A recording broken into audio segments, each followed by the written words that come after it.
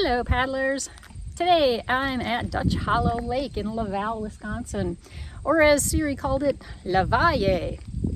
Dutch Hollow Lake is easily the youngest lake I've ever paddled, with construction of the dam on Dutch Hollow Creek starting in 1970. It's only about a 200-acre lake, so there's not a lot of miles to cover here. But what I'm anticipating is a landscape very similar to Lake Redstone, which is in fairly close proximity to here. I'm here actually on the suggestion of a viewer, so thank you and keep the suggestions coming.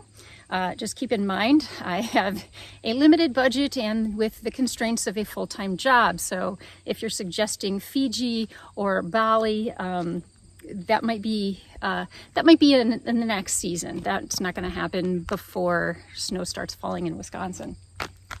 But keep the suggestions coming. My head is exploding with how many amazing options there are to paddle here in southern Wisconsin. I'm here at 4 o'clock on a Sunday, and there's only one other vehicle in the parking lot out of 2 public access points to this lake. So I'm expecting it to be pretty quiet out there, but without further ado, let's get out there and paddle.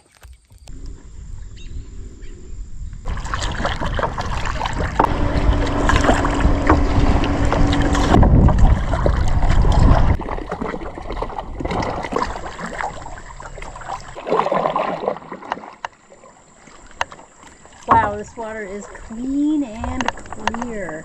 No doubt I will be submerging the GoPro to see what we can see.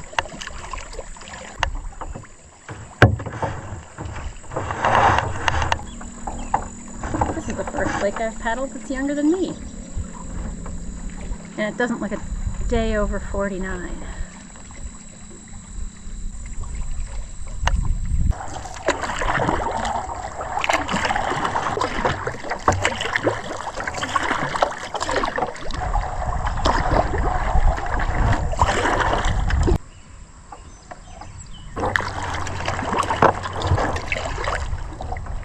Oh man.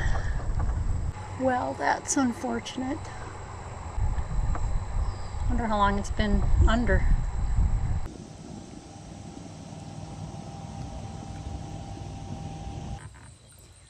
The unfortunate situation of their boat here brought me over to their pier, but this looks like a fantastic place to submerge the GoPro. Let's take a look under the surface.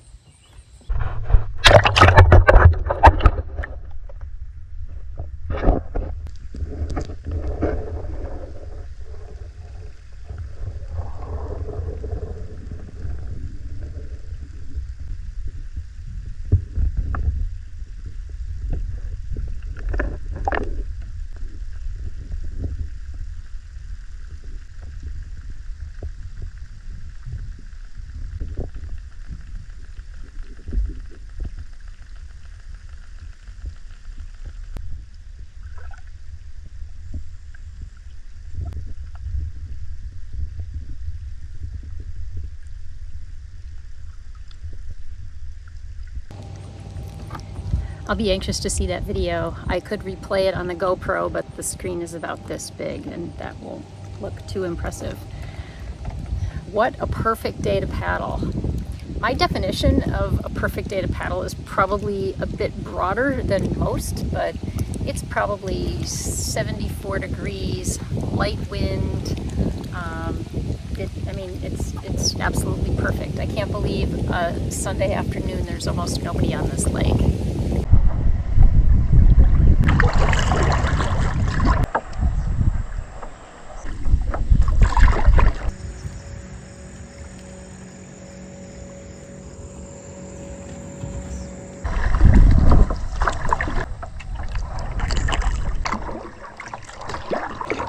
With the close proximity of Lake Redstone, I was anticipating that this lake would have more bluffs as a shoreline instead of the rolling hills, but it's still really pretty here. Most of the lake looks like it's private property, but that doesn't mean it's all developed. The lots for these homes are really generous sized, and there's still a bit of natural area here. This lake isn't huge. I mean, nobody's destination to water ski is going to be this lake. Coming up onto kind of a weedy, marshy area. Hoping we can sneak up on something unsuspecting.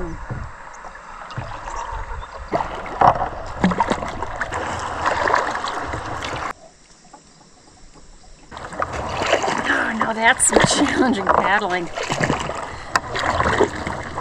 It's like paddling on carpet. I don't think I've seen an inflatable dock before. Cool.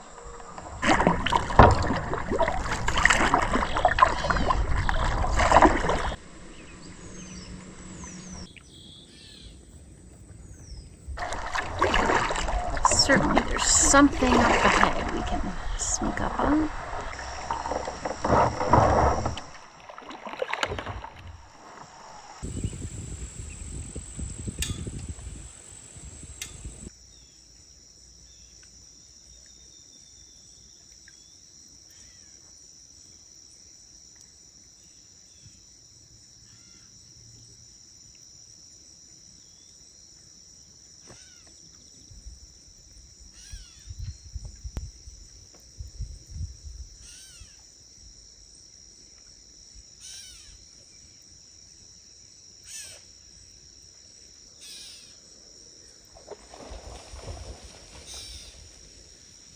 Laval has a population of roughly 400. I have no doubt there's more deer here than humans.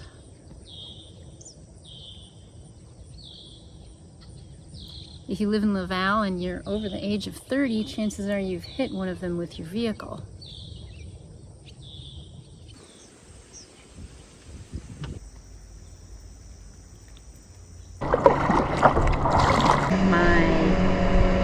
Satellite map not registering a thing, so this is all I get. I don't know where I am exactly.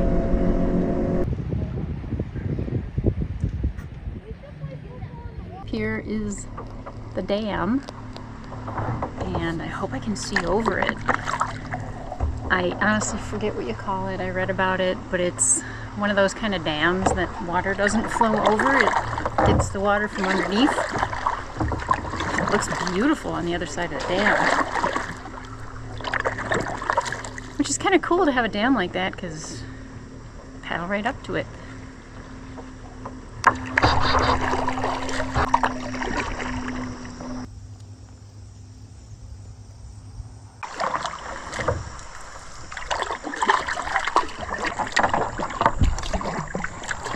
I've darn near seen the whole lake and I've only gone about 6 miles. I took it easy on this lake though. Yesterday I had a strenuous paddle going upriver on the Wisconsin River. This was a bit more of a relaxed pace.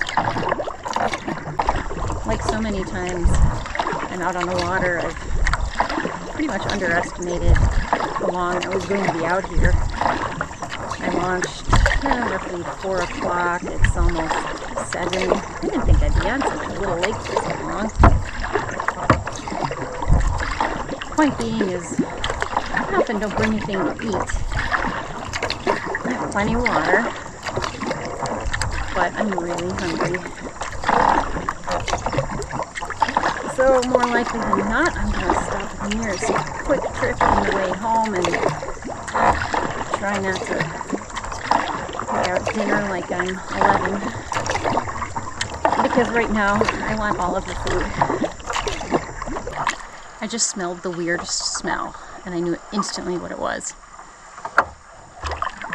And there's absolutely zero explanation for me to get a whiff of fig Newtons just now. I haven't had a fig Newton in probably 10 years, but suddenly I want one. God, how hungry am I that a fig Newton sounds delicious. Oh, dear.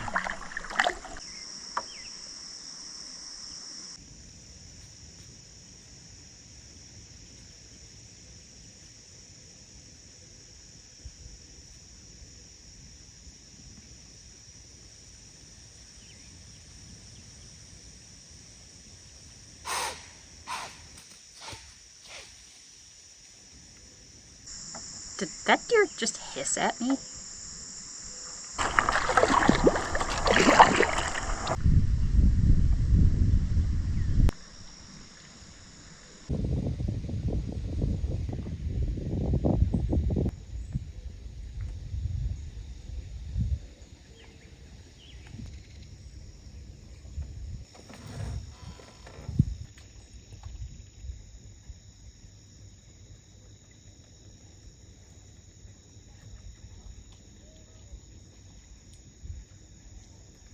I can't believe she's letting me get this close.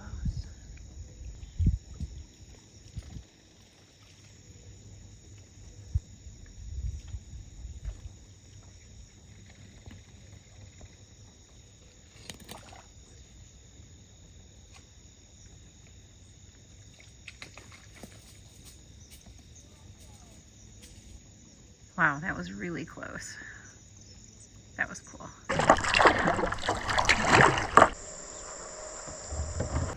Okay, I paddled over here because I thought it was a dead fish.